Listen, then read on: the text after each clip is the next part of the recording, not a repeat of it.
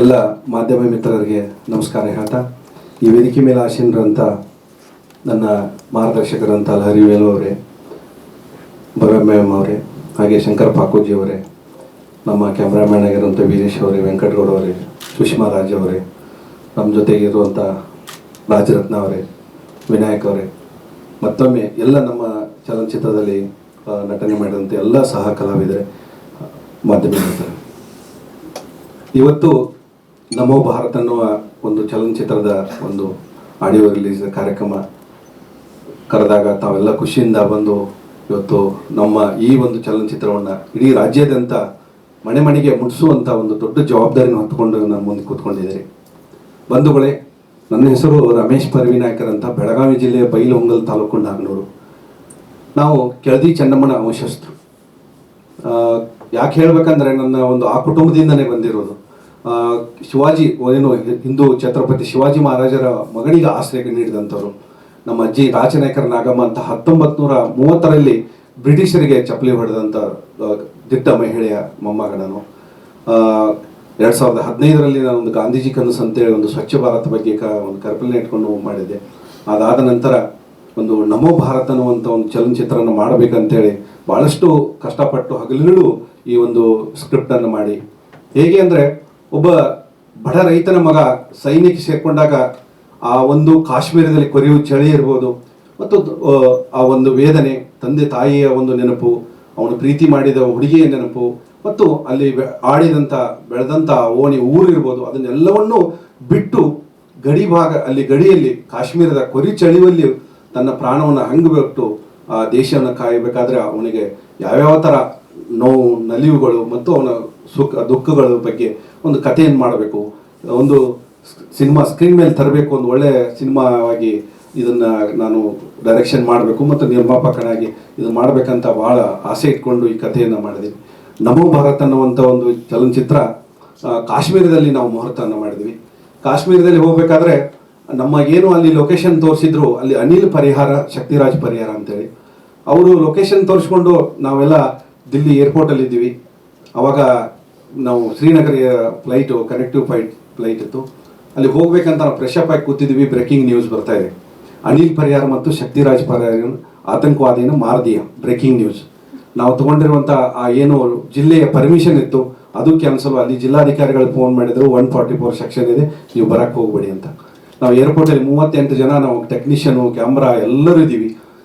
ಏನು ಮಾಡೋದು ಅಂತ ಹೇಳಿದಾಗ ಮತ್ತು ಅಲ್ಲಿಯೇ ಒಂದಷ್ಟು ನಮ್ಮ ಹಿರಿಯರನ್ನೆಲ್ಲ ಕಾಂಟ್ಯಾಕ್ಟ್ ಮಾಡಿದಾಗ ಪಕ್ಕದ ಜಿಲ್ಲೆಯಲ್ಲಿ ನಮಗೆ ಲೇ ಇರ್ಬೋದು, ಅಲ್ಲಿ ಭದ್ರವಾ ಇರ್ಬೋದು, ಮತ್ತು ಜಮ್ಮು ಡಿಸ್ಟಿಕ್ಕಲ್ಲಿ ಇರುವಂಥ ಒಂದಷ್ಟು ಸ್ಥಳಗಳಲ್ಲಿ ನಮಗೆ ಅವಕಾಶ ಮಾಡಿಕೊಟ್ರು.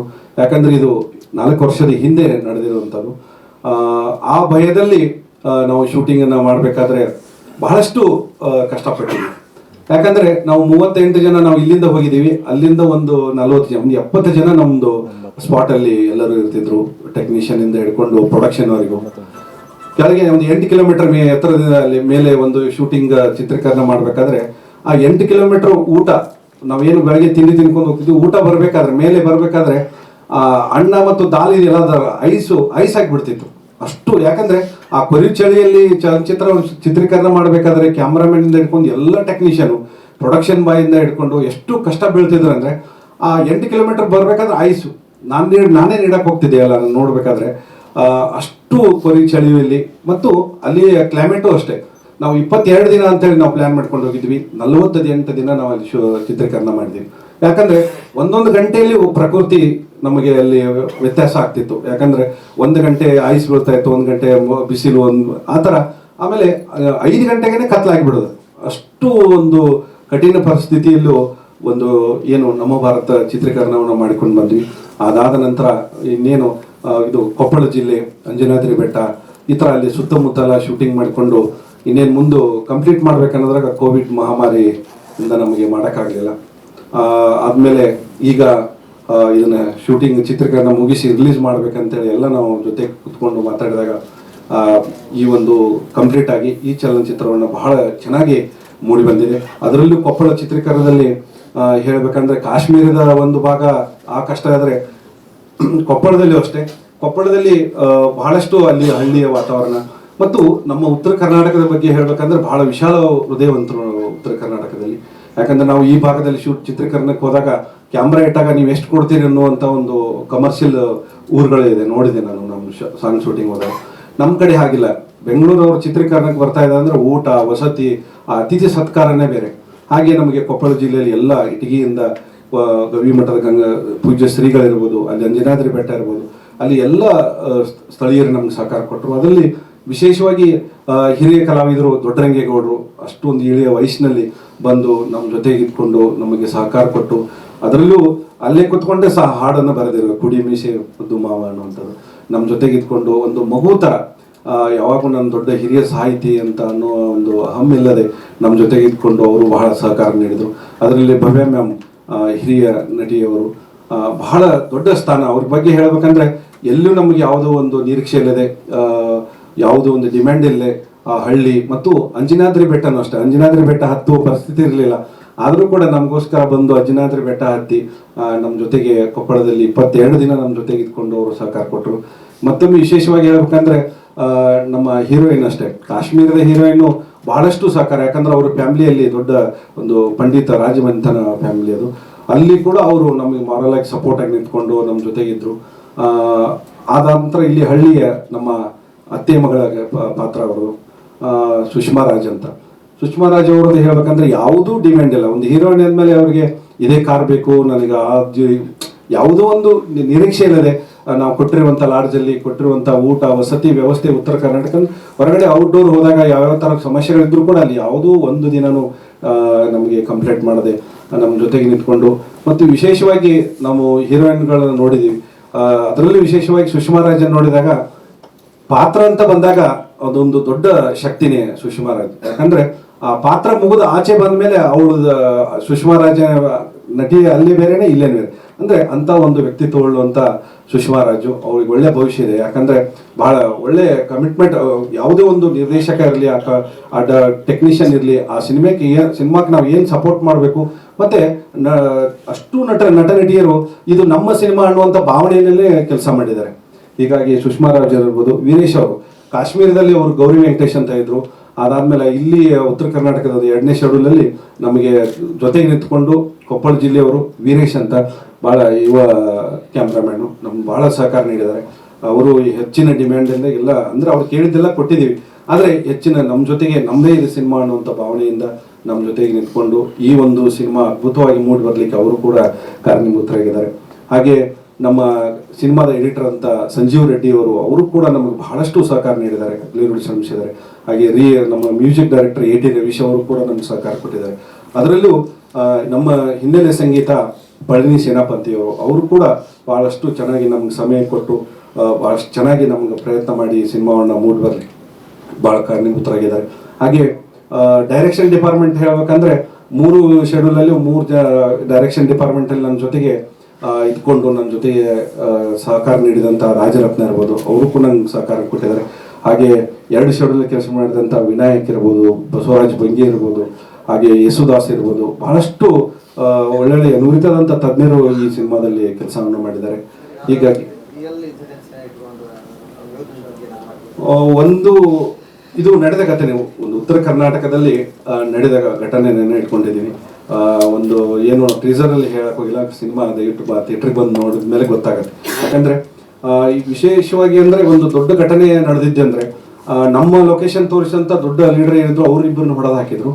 ನಮ್ಮ ಚಲನಚಿತ್ರದಲ್ಲಿ ಒಬ್ರು ದೊಡ್ಡ RSS ಪ್ರಚಾರಕರು, ಹಿರಿಯ ಪ್ರಚಾರಕರು ಆಕ್ಟ್ ಮಾಡಿದ್ರು. ಅವರನ್ನ ನಾವು ಶೂಟಿಂಗ್ ಮುಗಿಸ್ಕೊಂಡು ಬಂದ 15 ದಿನದಲ್ಲಿ ಅವ್ರ ಇಬ್ಬರು ಗನ್ ಮ್ಯಾನನ್ನ ಮತ್ತು ಅವ್ರನ್ನ ಹೊಡೆದು ಹಾಕಿದ್ರು. ಚಂದ್ರಕಾಂತ್ ಶರ್ಮಾ ಅವರು ಅಂತೇಳಿ ಅವರು, ಅದೊಂದು ದೊಡ್ಡ ಆಘಾತನೆ. ಯಾಕಂದ್ರೆ ನಾವು ಚಿತ್ರೀಕರಣ ಮಾಡ್ಬೇಕಾದ್ರೆ ವೇಲು ಸರ್ ಹೇಳ್ತಾ ಇದ್ರು, ಇವತ್ತಿನ ಕಾಶ್ಮೀರ ಶ್ರೀನಗರ ಖಂಡಿತ ಹಾಗೆ ಇದೆ. ಯಾಕಂದ್ರೆ ನಾವು 2019ರಲ್ಲೂ ಕೂಡ ಅಲ್ಲಿ ಈಗಾದರೂ ಆತಂಕವಾದಿ ಭಯೋತ್ಪಾದನೆಯ ಭಯ ಇದೆ ಅಲ್ಲಿಯ ವ್ಯವಸ್ಥೆ. ಯಾಕಂದ್ರೆ ನಾವೆಲ್ಲ ಇಷ್ಟೊಂದು ಫ್ರೀಡಮ್ ಆಗಿ ಎಷ್ಟು ಚೆನ್ನಾಗಿ ಎಷ್ಟು ಚೆನ್ನಾಗಿ ನಾವು ಕೂತಿದ್ದೀವಿ. ಆದರೆ ಕಾಶ್ಮೀರದಲ್ಲಿ ವಾತಾವರಣ ಬಹಳ ಕೆಟ್ಟ ಪರಿಸ್ಥಿತಿ, ಮತ್ತು ಅಲ್ಲಿಯ ವಾತಾವರಣ ಪ್ರಕೃತಿ ಹಾಗೆ ಬಹಳ ಕಷ್ಟ ಇದೆ ಅಲ್ಲಿ. ಅಂತ ಒಂದು ವ್ಯವಸ್ಥೆಯಲ್ಲಿ ಪ್ರತಿದಿನ ನಾವು ಚಿತ್ರೀಕರಣ ಮಾಡಬೇಕಾದ್ರೆ ಪ್ರತಿ ಗಂಟೆಯಲ್ಲೂ ನಾವು ಸಮಸ್ಯೆಗಳನ್ನು ಎದುರಿಸ್ತಿದ್ವಿ. ಹೀಗಾಗಿ ಒಂದು 3 ಹಿರಿಯ ಜೀವಗಳನ್ನು ನಾವು ಅಲ್ಲಿ ಕಳ್ಕೊಂಡಿದ್ವಿ ಕಾಶ್ಮೀರದಲ್ಲಿ ಈ ಚಲನಚಿತ್ರದಲ್ಲಿ ಪಾತ್ರ ಮಾಡೋದು. ಖಂಡಿತ ಸರ್, ಅದನ್ನ ಸಿನಿಮಾದಲ್ಲೇ ನೋಡಿ ನೀವು ಖಂಡಿತ ಅದನ್ನು ತೋರಿಸಿದ್ವಿ. ಅದೇ ಥರ ನಮೋ ಭಾರತ್ ಅನ್ನುವಂಥ ಈ ಚಿತ್ರವನ್ನ ಯಾಕಂದ್ರೆ ನಾನು ಹಿಂದೆ ಧಾರವಾಡ ರಂಗಾಯಣ ಡೈರೆಕ್ಟರ್ ಆದಾಗ ಒಂದು ದೊಡ್ಡ ಸಾಹಸಕ್ಕೆ ಹಾಕಿದೆ, ಕಿತ್ತೂರು ಚೆನ್ನಮ್ಮನ ನಾಟಕ ಮಾಡ್ಬೇಕಂತೇಳಿ. ನಮ್ಮ ದೇಶ ಅಲ್ಲ, ನಮ್ಮ ಜಗತ್ತಲ್ಲೂ ಒಂದು ನಾಟಕಕ್ಕೆ ಎಷ್ಟು ಜನ ಸೇರ್ಬೋದು ಅಂತ ಕೇಳಿದಾಗ 5,000 ಜನ ಜಾಸ್ತಿ ಸೇರಿಲ್ಲ ಅಂತ ಹೇಳಿದ್ರು. 10,000 ಕೂಡಿರ್ಬೋದ ಒಂದು ನಾಟಕ ನೋಡಕ್ಕೆ ಅಂತ ಕೇಳಿ. ಆದರೆ ನಮ್ಮ ನಾಟಕದಲ್ಲಿ 50,000 ಜನ, 1,00,000 ಜನ ಸೇರ್ಬೇಕು ಅಂತ ನಾಟಕ ಮಾಡ್ಬೇಕಂದಾಗ ಎಲ್ಲ ಧಾರವಾಡ ಹಿರಿಯರು ಎಲ್ಲರೂ ನಕ್ಕಿದ್ರು ನನಗೆ. ಅವಾಗ ನನಗೆ ನಿಂತಿರೋದೇ ಮಾಧ್ಯಮದವರು. ನಾನು ಈ ಮಟ್ಟಕ್ಕೆ ಬರಬೇಕಾದ್ರೆ ಒಂದು ರಾಜಕೀಯ ವ್ಯವಸ್ಥೆಯಲ್ಲಿ ಅಂತಲ್ಲ, ಈ ಸಿನಿಮಾದಲ್ಲಿ ಅಥವಾ ಸಾಂಸ್ಕೃತಿಕ ಕ್ಷೇತ್ರದಲ್ಲಿ ಒಂದು ಹೆಸರು ಮಾಡಲಿಕ್ಕೆ ಸಹಕಾರ ನೀಡಿದಂಥವ್ರು ಮಾಧ್ಯಮ ಮಿತ್ರರು. ಮಾಧ್ಯಮ ಮಿತ್ರರು ಮಾಡಿದಾಗ ನಾಟಕ ಮಾಡ್ಬೇಕಂತ ಶುರು ಮಾಡಿದ್ವಿ. ಅವಾಗಿನ ಸರ್ಕಾರ ನಮ್ಗೆ ಸಹಕಾರ ಕೊಡಲಿಲ್ಲ ಅಂದರೆ ಅನುದಾನ ಕೊಡಲಿಲ್ಲ.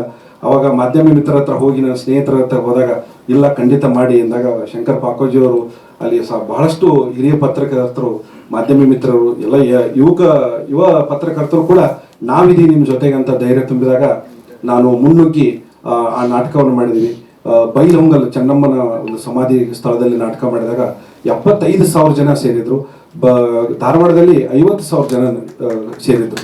ಯಾಕೆ ಈ ಮಾತು ಹೇಳ್ತಾ ಇದ್ದೇನೆ ಅಂದರೆ, ಮಾಧ್ಯಮಕ್ಕೆ ಒಂದು ದೊಡ್ಡ ಶಕ್ತಿ ಇದೆ.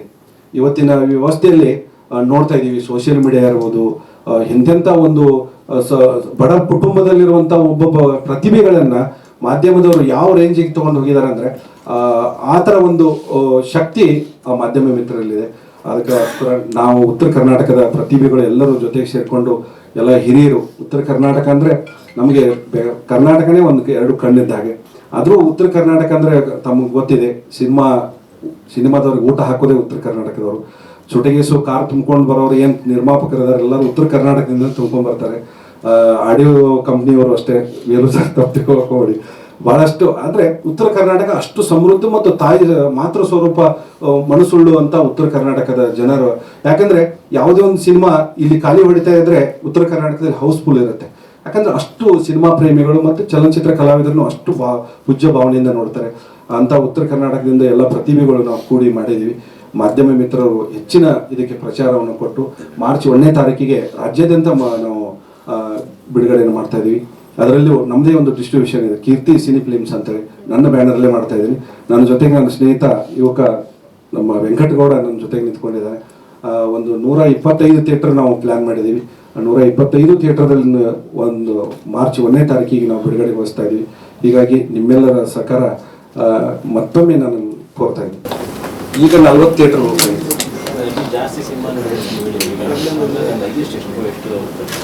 ಎಷ್ಟು ನಮ್ಮದಲ್ಲಿ ಸಂಖ್ಯೆ 75 ಥಿಯೇಟರ್ ಪ್ಲಾನ್ ಮಾಡಿದ್ದೀವಿ. ಈ ವಾರ 8 ರಿಂದ 9 ಸಿನಿಮಾ ಎರಡು ಆಗಿದೆ. ಮಾರ್ಚ್ 1ನೇ ತಾರೀಕು ಕೂಡ ಅದೇ ಥರನೇ ಆಗುತ್ತೆ. ಹೇಗೆ ಹ್ಯಾಂಡಲ್ ಮಾಡ್ತೀವಿ? ಯಾಕಂದರೆ ಒಂದು ಸಿನಿಮಾ ಮಾರ್ನಿಂಗ್ ಶೋ ಆದ್ಮೇಲೆ ಮ್ಯಾಕ್ಗೆ ಒಂದಷ್ಟು ಕಡೆ ಸಮಸ್ಯೆ ಇದೆ. ಸೊ ನೀವು ಬರೋದ್ರಿಂದ ಅದು ಹೇಗೆ ಎದುರಿಸ್ತೀವಿ? ಯಾಕಂದರೆ ಇಂಥ ಸಿನಿಮಾಗಳು ಬಂದಾಗ ಪ್ರತಿಯೊಬ್ಬರು ನೋಡಬೇಕು ಅಂತಲೇ ಇಂಥ ದೇಶಾಭಿಮಾನಿಗಳ ಬರೋದು. ಇದನ್ನು ನೋಡೋಕ್ಕೆ ಏನು ವ್ಯವಸ್ಥೆ ಮಾಡ್ತಾರೆ? ಒಳ್ಳೆ ಪ್ರಶ್ನೆಯನ್ನು ಮಾಡಿದ್ರು ಮಾಧ್ಯಮ ಮಿತ್ರರು. ಈಗ ಪರಭಾಷೆಯ ಒಂದು ಹಾವಳಿ ಥಿಯೇಟ್ರದ್ದು ಅಷ್ಟೇ ಸಮಸ್ಯೆ ಆಗಿದೆ. ಯಾಕಂದರೆ ಕಷ್ಟಪಟ್ಕೊಂಡು ಒಬ್ಬ ನಿರ್ಮಾಪಕ ಎಷ್ಟು ಮನೆ ಎಲ್ಲಿಂದ ಹಣ ಫೈನಾನ್ಸ್ ತಂದು ಒಂದು ಸಿನಿಮಾ ಮಾಡಿದಾಗ ಅವನ ಸಿನಿಮಾ ಹೇಗೆಂದರೆ ಒಳ್ಳೆ ಚಲನಚಿತ್ರ ಇರುತ್ತೆ. ಆ ಚಲನಚಿತ್ರ ಇನ್ನೇನು ಹೋಗಿ ಫಸ್ಟ್ ಡೇ ಸೆಕೆಂಡ್ ಡೇ ಮೂರನೇ ದಿನ ಪಿಕಪ್ ತಗೊಳ್ಳತ್ತೆ ಅನ್ನುವಾಗ ಅಲ್ಲಿ ಥಿಯೇಟರ್ ಅಲ್ಲಿ ಸಿನಿಮಾ ಎತ್ಬಿಡ್ತಾರೆ. ಎಷ್ಟು ಒಂದು ದುರಂತ ಅಂದರೆ ಮಾಧ್ಯಮ ಮಿತ್ರರು ದಯವಿಟ್ಟು ನಿಮ್ಗೆ ಆ ಒಂದು ಶಕ್ತಿ ಇದೆ ಅಂತಿದ್ದು ಅಂಥದ್ದು. ಯಾಕಂದರೆ ಈ ಥಿಯೇಟರ್ ಮಾಲೀಕರಂತಲ್ಲ, ಒಂದು ದೊಡ್ಡ ಮಾಫಿಯಾ ಇದೆ. ಈ ಮಾಫಿಯಾಗೆ ಈಗೇನು ಹೊಸಬರು ಒಳ್ಳೆ ಪ್ರತಿಭಾವಂತ ಚಲನಚಿತ್ರ ನಿರ್ಮಾಪಕರು ನಿರ್ದೇಶಕರು ಬಲಿ ಆಗ್ತಾ ಇದ್ದಾರೆ. ಹೀಗಾಗಿ ನಾವು ಒಂದಿಷ್ಟು ಏನು ಥಿಯೇಟರ್ಗಳನ್ನು ನಾವು ಅಡ್ವಾನ್ಸ್ ಬಾಡಿಗೆಯನ್ನು ಕೊಟ್ಟು, ಯಾಕಂದರೆ ಈ ನಮ್ಮ ಚಲನಚಿತ್ರ ಬಗ್ಗೆ ನಮ್ಗೆ ತುಂಬ ನಿರೀಕ್ಷೆ ಇದೆ. ಯಾಕಂದರೆ ಇದು ಸೈನಿಕನ ಕತೆ, ಒಂದು ದೇಶಭಕ್ತಿ, ಆಮೇಲೆ ಕಾಶ್ಮೀರ, ಒಂದು ಒಳ್ಳೆ ಚಲನಚಿತ್ರ ನಾವು ಎಷ್ಟು ಕಷ್ಟಪಟ್ಟು ಮಾಡಿದ್ದೀವಿ ಅನ್ನೋದು ನಮ್ಗೆ ಗೊತ್ತಿರುತ್ತೆ. ಈ ಚಲನಚಿತ್ರ ಹೇಗೆ ರೀಚ್ ಆಗತ್ತೆ, ಜನರ ಆಡಿಯನ್ಸ್ ಹೇಗೆ ತಗೋತಾರೆ ಅನ್ನೋದು ಕೂಡ ನಾವು ಒಬ್ಬ ಆಡಿಯನ್ಸ್ ಪ್ರೇಕ್ಷಕನಾಗಿ ಈ ಸಿನಿಮಾವನ್ನು ನಾವು ನಿರ್ಮಾಣ ಮಾಡಿದ್ದೀವಿ. ಹೀಗಾಗಿ ಉತ್ತರ ಕರ್ನಾಟಕ ಅಂತಲ್ಲ, ಇಡೀ ಕರ್ನಾಟಕದಂತ ಫಸ್ಟ್ ಡೇ ಸೆಕೆಂಡ್ ಡೇ ಅಂತ ಖಂಡಿತ ಇದನ್ನು ಪೆಕಪ್. ಫಸ್ಟ್ ಡೇನೇ ಓಪನಿಂಗ್ ಗ್ರ್ಯಾಂಡ್ ಆಗಿ ಎಲ್ಲ ಕಡೆ ಒಂದು ಸಂಘಟನೆಯನ್ನು ಮಾಡಿದ್ದೀವಿ. ಎಲ್ಲ ಕಡೆನೂ ಒಂದಿಷ್ಟು ಥಿಯೇಟ್ರಿಗೆ ನಾವು ಅಡ್ವಾನ್ಸ್ ಅವರಿಗೆ ಬಾಡಿಗೆ ಕೊಟ್ಟೆ. ಯಾಕಂದರೆ ದೊಡ್ಡ ದೊಡ್ಡ ಚಿತ್ರಗಳ ಒಂದು ಹೇಳ್ತಾ ಇದ್ರಲ್ಲ, ಆ ಥರ ನಾವು 2 ವಾರ 3 ವಾರ ಅಲ್ಲಿವರೆಗೂ ನಾವು ಇದನ್ನು ನಿಲ್ಲಿಸುವಂಥ ಪ್ರಯತ್ನ ಮಾಡ್ತಾ ಇದ್ದೀವಿ, 3 ವಾರದ ಅಡ್ವಾನ್ಸ್ ಅಷ್ಟೇ ಕೊಟ್ಟಿದ್ದೀವಿ. ಪ್ಲ್ಯಾನ್ ಮಾಡಿದ್ದೀವಿ. ಅಂದರೆ ಮಾಧ್ಯಮಿಕರಲ್ಲಿ ಒಂದು ತಪ್ಪು ಇದು ಹೋಗಬಾರ್ದು, ನಮ್ಮ ಚಲನಚಿತ್ರ ನೋಡುವವರೆಗೂ. ಯಾಕಂದರೆ ಥಿಯೇಟರ್ ಮಾಲೀಕರು ಓಡಿಸ್ತಾ ಇದ್ದೀವಿ ಅಂತ ದುಡ್ಡು ಕೊಟ್ಟು ಓಡಿಸ್ತಾ ಇದ್ದೀವಿ ಅಂತ ಆ ಥರ ಎಲ್ಲ. ನಮ್ಮ ಚಲನಚಿತ್ರ ಥಿಯೇಟರ್ ಆಡಿಯನ್ಸ್ ಫುಲ್ ಆಗೋವರೆಗೂ ದಯವಿಟ್ಟು ತೆಗಿಬೇಡಿ ಅನ್ನುವಂಥ ವಿನಂತಿಯನ್ನು ನಾವು ಥಿಯೇಟರ್ ಓನರಿಗೆ ಮಾಡ್ಕೊಂಡಿದ್ದೀವಿ. ವೆಂಕಟಗೂ ಅಷ್ಟೇ ವಾರ್ನಿಂಗ್ ಮಾಡಿದ್ದೀವಿ, ಸ್ನೇಹಿತ ಇದೆ ನೀನು, ಆದರೂ ಕೂಡ ಎಲ್ಲೂ ನಮ್ಮ ಸಿನಿಮಾ ಯಾವುದೇ ಕಾರಣಕ್ಕೂ, ಯಾಕಂದರೆ ಪಿಕಪ್ ತಗೊಳ್ಳೋ ಟೈಮಲ್ಲೇ ತೆಗೆದು ಬಿಡ್ತಾರೆ. ಹೀಗಾಗಿ ಈ ಚಲನಚಿತ್ರ ಮಲ್ಟಿಪ್ಲೆಕ್ಸ್ ಎಲ್ಲ ಕೊನೆವರೆಗೂ ಕನ್ಫರ್ಮೇಷನ್ ಕೊಡಲ್ಲ, ಅದರಲ್ಲೂ ಕಾಯ್ಬೇಕಾಗ್ತದೆ. ಹೇಗೆ ಯಾವತ್ತಿಲ್ಲ ಮಂಗಳವಾರ ಎನಿ ಕಂಡೀಷನ್ ಅದನ್ನು ಮಾಡ್ತಾ ಇದ್ದೀವಿ, ಪ್ಲ್ಯಾನ್ ಮಾಡ್ತೀವಿ. ಸಿಂಗಲ್ ಸ್ಕ್ರೀನ್ಗೆ ನಾವು ಹೆಚ್ಚಿದ ಮಾಡಿದ್ವಿ. ಹಾಂ ಸರ್. ಮೋದಿ ಅವರು ಫೋಟೋ ಯೂಸ್ ಮಾಡಿಲ್ಲ, ಏನು ಸರ್ ಅದೇ ಕೋಡ್ ಆಫ್ ಕಾಂಟ್ಯಾಕ್ಟ್ ಬರುವವರೆಗೂ ಹೇಳ್ತಾಯಿಲ್ಲ ಅದನ್ನೆಲ್ಲ. ಟೈಮಲ್ಲಿ ಎಲ್ಲರೂ ರಿಲೀಸ್ ಮಾಡಿದ್ರೆ ಎಲ್ಲರೂ ಅದು OTT ಬಂದರೆ ಲೋಗೋದಲ್ಲಿ ಯೂಸ್ ಮಾಡಿ ನಾವು ಇದಕ್ಕೆ ಸಂಬಂಧಪಟ್ಟಿರುವಂಥದ್ದು PM ಆಫೀಸಿಂದ ಹಿಡ್ಕೊಂಡು ಇಲೆಕ್ಷನ್ ಕಮಿಷನರ್ ನಾವು ಮಾತಾಡಿ ಎಲ್ಲೆಲ್ಲಿ ಒಂದು ಕಾನೂನು ಚೌಕಟ್ಟಲ್ಲಿ ಮಾಡಲಿಕ್ಕೆ ನಾವು ಪ್ರಯತ್ನ ಮಾಡಿದ್ವಿ.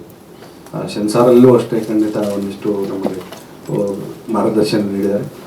ಆ ಥರ ಒಂದು ಎಲ್ಲಿ ಇಲ್ಲ, ಯಾಕಂದರೆ PM ಇಂದ ಇಲೆಕ್ಷನ್ ಕಮಿಷನರ್ ಆಫೀಸಿಂದ ಹಿಡ್ಕೊಂಡು ನಾವು ಒಂದು ಚೌಕಟ್ಟಲ್ಲಿ ಈ ಸಿನಿಮಾವನ್ನು ಮಾಡಲಿಕ್ಕೆ ಪ್ರಯತ್ನ ಮಾಡಿದ್ವಿ. ಸೆನ್ಸಾರ್ ಆಗಿದೆ, UA ಸರ್ಟಿಫಿಕೇಟ್.